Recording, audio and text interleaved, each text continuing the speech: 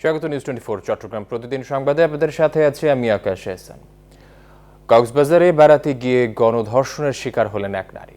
বুধবার রাতে স্বামী সন্তানকে জিম্মি করে তাকে ধর্ষণ করে 3 যুবক। এ ঘটনায় জিজ্ঞাসাবাদের জন্য হোটেল ম্যানেজারকে আটক করেছে র্যাব।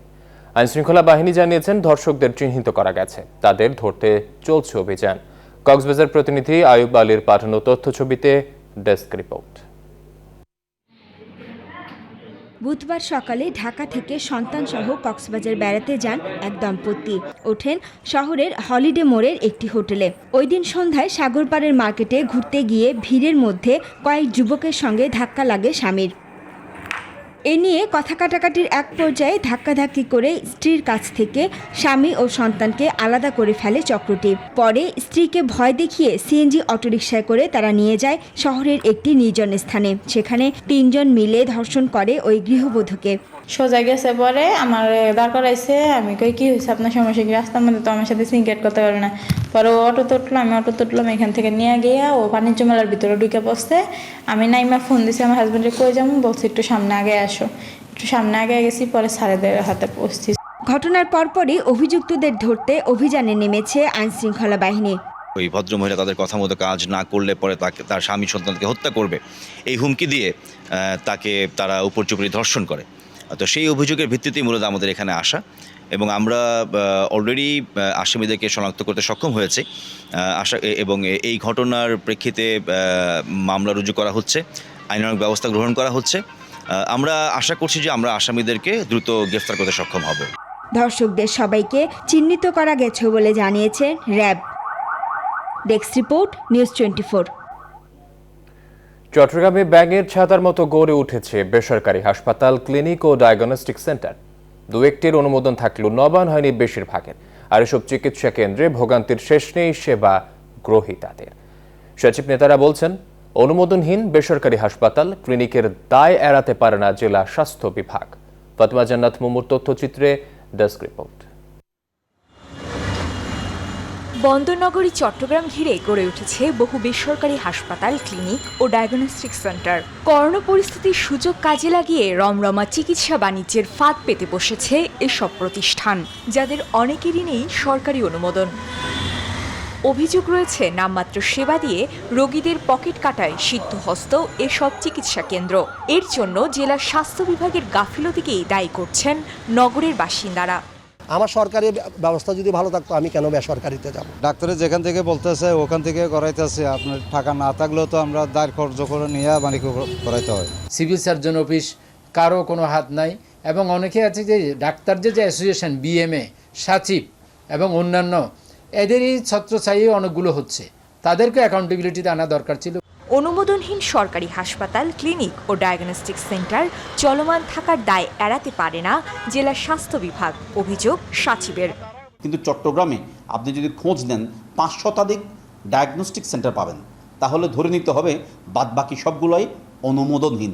কিন্তু এগুলো বন্ধ করার উদ্যোগ নিবে কে? তবে দায় স্বীকার করে জেলা সিভিল সার্জন বলেছেন, জনবল সংকটের কারণে সঠিক তদারকি হচ্ছে না, তবে অভিযোগ পেলে নেওয়া হচ্ছে ব্যবস্থা। এখন আমাদের তো প্রাত্যহিক পুরো ডিস্ট্রিক্ট চালানোর জন্য তো আমাদের অনেকগুলো কাজ আছে।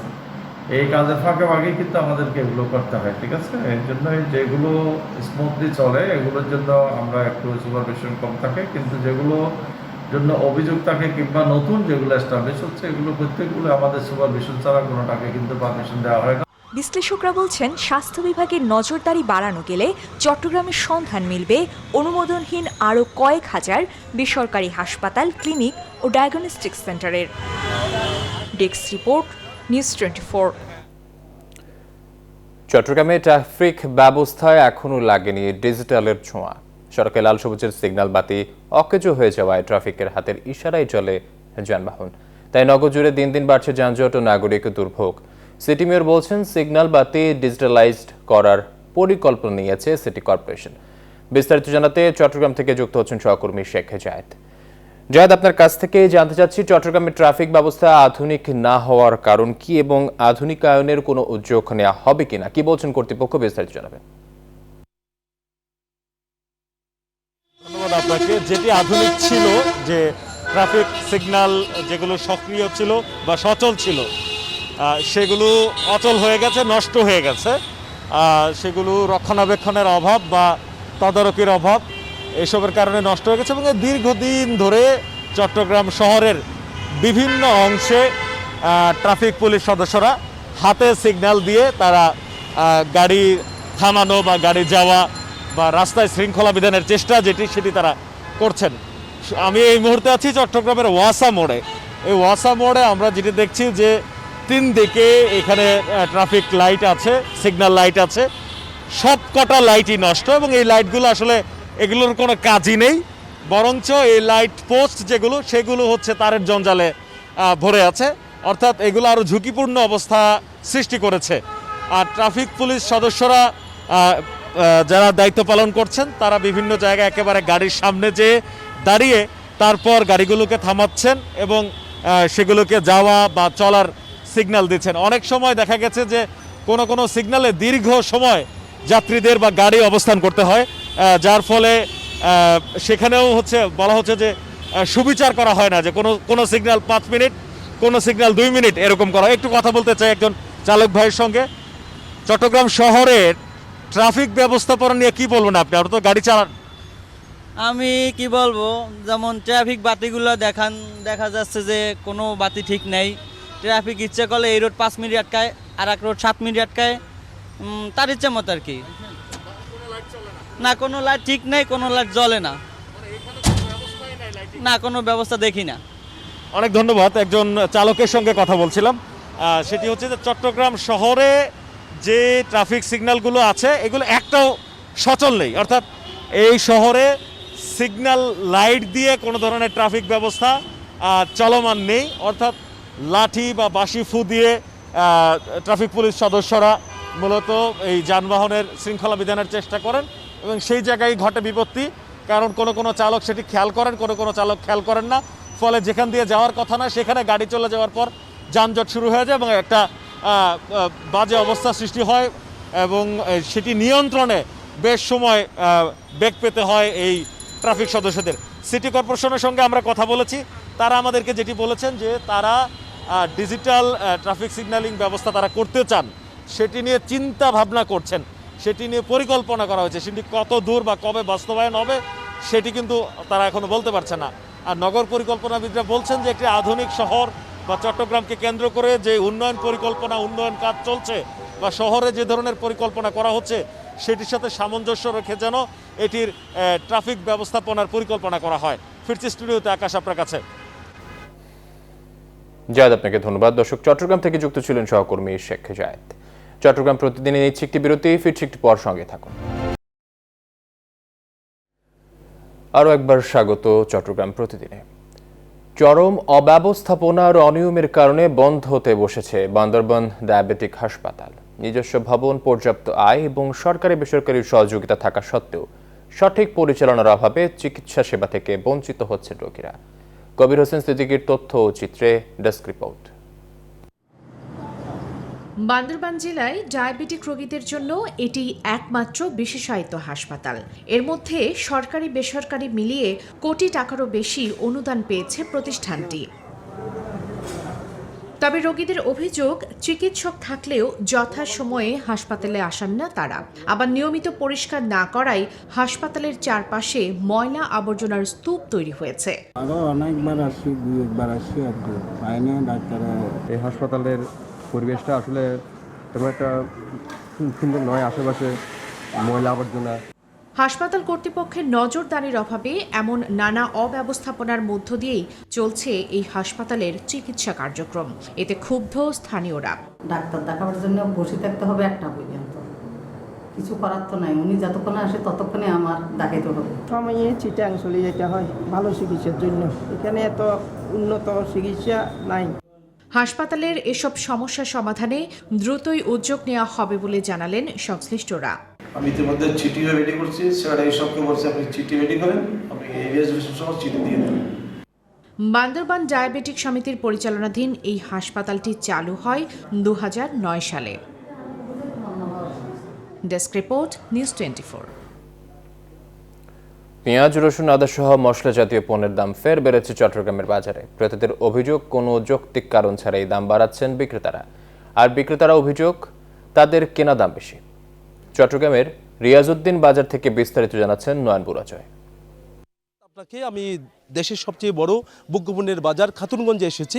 সেখানে পেঁয়াজের কোনো সংকট আমরা দেখছি না। মিয়ানমার থেকে আমদানি করা পেঁয়াজে কিন্তু ছয়লাভ দেখছি আমরা। সেই পেঁয়াজের দামও কিছুটা কম আছে। ভারতের পেঁয়াজের দাম সবচেয়ে বেশি। একই সাথে যে চীন থেকে আমদানি করা যে রসুন, সেই রসুনের দাম কিন্তু অনেকটা বেশি, যেহেতু এই জায়গায় কোস্টিং খরচটা কথা তারা আমাদেরকে জানাচ্ছেন। সেই খরচের কারণেই কিন্তু আসলে দামটা বেড়ে যাচ্ছে বলে তারা আমাদেরকে জানাচ্ছে। কিন্তু সবচেয়ে বেশি আমরা দেখছি যে দেশীয় যে রসুন আছে, সেই রসুন কিন্তু বাজারে এসেছে। সেই রসুনের দাম কিছুটা কমতে শুরু করেছে।